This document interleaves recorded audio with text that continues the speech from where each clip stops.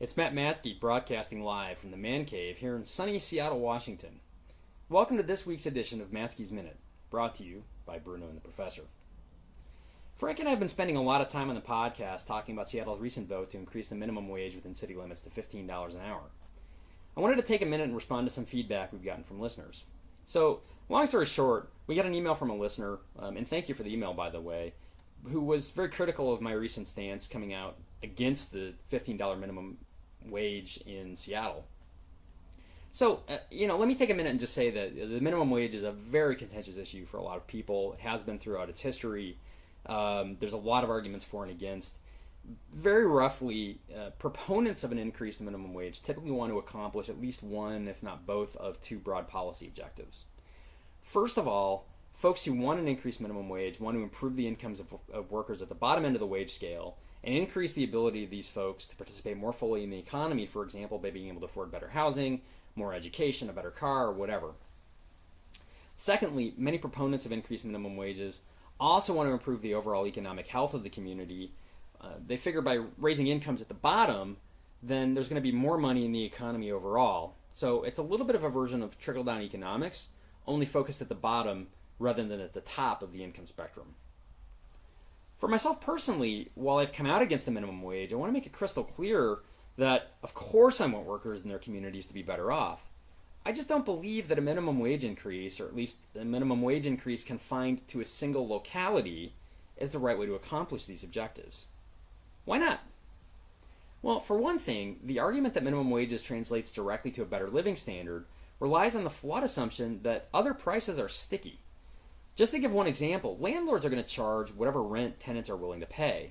And since what tenants are willing to pay is really heavily correlated to what they can pay, particularly at the lower end of the income scale, I'd expect that rents are actually going to track pretty closely to increases in the minimum wage. And so that gets me to the main problem with Seattle's unilateral decision to raise the minimum wage.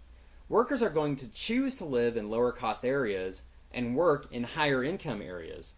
So on a bit more of a macro scale, think about folks who work in Portland where they pay no sales tax and then live in Washington where they pay no income tax. So that's one way that folks arbitrage these kinds of things. I'd expect to see something very similar where you'll have folks who are going to live in areas like Renton, areas like Bellevue, areas maybe like Tacoma, even Bellingham, and work in Seattle. So live in a lower cost area, work in a higher wage area. But the impact for people who live in Seattle, who are subject to the industries in which we're now going to be paying higher wages, are not only going to see things like rents increase, but they're going to see the cost of any item like groceries or movie or bowling or whatever also go up.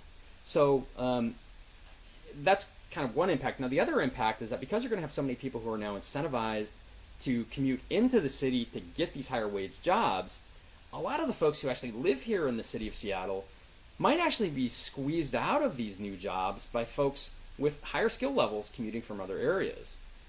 So what you end up with overall is a higher cost city in which the competition for jobs in the low end is greatly increased, along with many prices.